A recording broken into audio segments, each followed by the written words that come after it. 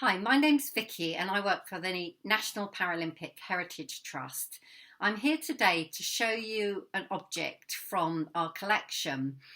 In fact, it's a copy of an object that is on display in the Heritage Centre, the original object. And we had a copy made because it's probably one of the most special items we had. And we really wanted to be able to share that with people. So what is the item? I'll get onto that in a minute. And who does it concern? Well, it concerns this incredibly special lady, Margaret Maughan.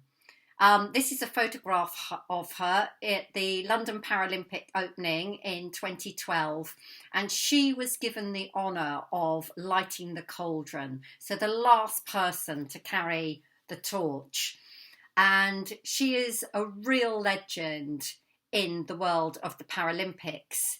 This article's actually from the Times, and it's because Margaret very sadly passed away aged 91 back in May, towards the end of May, and there has been a lot of media around her.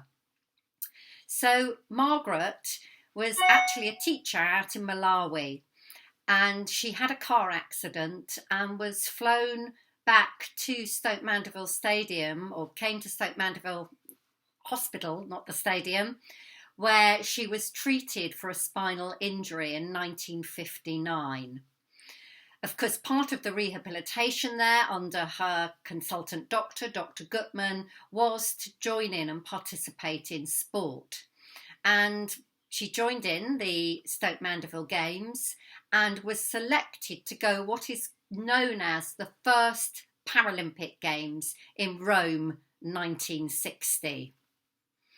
And in this little bag here is a complete, very accurate copy in terms of weight and colour and everything of that medal that she won, or one of the medals she won at Rome. What's really special about this medal, and you can look more closely at it, is this is a replica of the very first gold Paralympic medal won by a GB athlete, that athlete being Margaret Maughan, and it was won for archery. It was won on the first day of the Paralympic Games in Rome, and Margaret didn't realise she'd won it. I think there was a bit of disorganisation around the ceremonies and things, and she had got back on the bus. And suddenly somebody came running up saying, "Oh, you're needed for the ceremony." So they had to get her off the bus again and took her to back into the stadium. And there she found out that she had won this gold medal. Not only a gold medal, how fantastic is that, but the very first gold medal won by a British Paralympian. It's really lovely, the medal there. You can see that it has Stoke Mandeville on there and it has Roma 1960 and the design for the archery.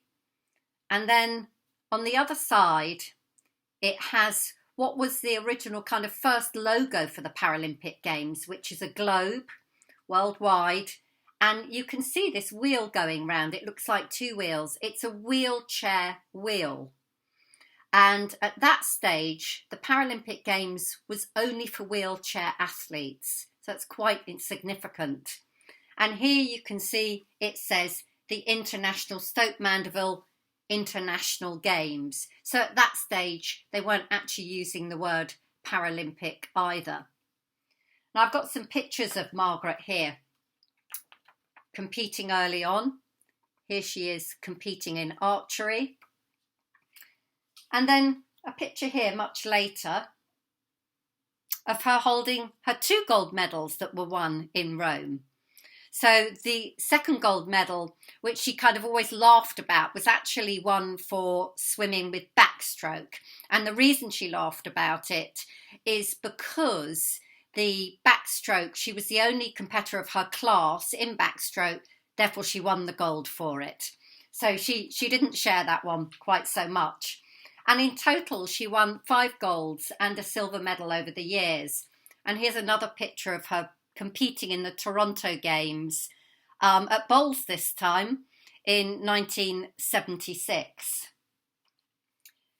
She actually spent her career not just in terms of being an athlete, but actually supporting disability sport and supporting the Paralympic Games as they developed. So she really dedicated her life to that. And I think some of her nicest memories that she has shared with us, because she's been fantastically supportive of us, have been around the Rome Games and how they weren't really set up to take people with wheelchair users. So they had to bring in the Italian army, and they lifted up the athletes and carried them to where they needed to go, whether it was accommodation or on and off buses. And Margaret, with a glint in her eye, said they were very nice looking and there weren't many complaints from the ladies on the team.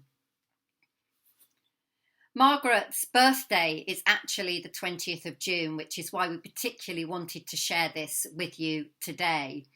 And I thought it was also worth mentioning about the company, Ursai, who produced this. They're actually a wonderful company based in Bedfordshire, and the two directors come from a jewellery making background. And this was actually recreated from a photograph and a 3D scanner and information we gave on the dimensions and the weight. And it just seems incredible today that you can do that. And of course, it's really wonderful because people can touch this. We wouldn't want them to necessarily touch the original object, but they can pick this up and feel it. It's not heavy, it's not real gold, but it is very, very special. And it has been so beautifully reproduced using a 3D printer. So wonderful technology and a real change from the very early medals that were handmade by the patients at the National Spinal Injuries Centre as well. Well, that's it for today. We'd like to wish Margaret a happy birthday, although she obviously isn't with us anymore, and our regards and wishes go out to her family. Thank you for listening. Bye-bye.